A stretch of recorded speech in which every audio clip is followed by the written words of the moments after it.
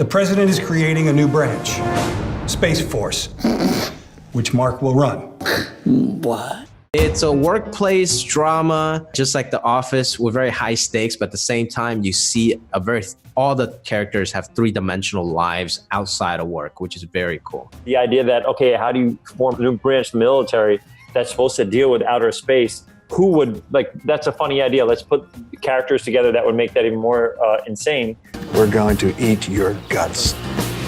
So the game of mental chess has begun. It's hungry hippos at best. They had already been shooting, I think, nearly 2 weeks when I hopped in. I got hired because the first 4 episodes were written, and then we were kind of off to the races. That meant the other 80% was to be revealed. After the announcement of Space Force, of course, we know there's a Space Force that's about to come.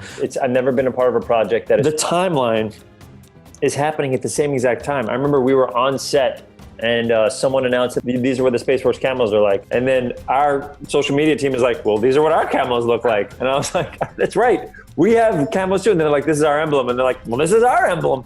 It's crazy that it's happening at the same time. They used a lot of research, but mostly a lot of imagination, because the flag came after we're done shooting. So a lot of credit to the writers. We're almost ahead of the curve in this. You can't really prepare for what you don't know. They just released this video recruiting people for Space Force. And the last thing I did on set was do a video where I'm recruiting people for Space Force, being like, we are Space Force, come and see us, you know what I mean? I'm not playing the real media manager from there. I'm not playing a real person at all. John Malkovich is not playing the lead scientist. Steve Carell is not, they're not exactly those people. But my hope is that they have a good sense of humor about it, because we're not making fun of them as human beings. We're making fun of the idea in a comedic way.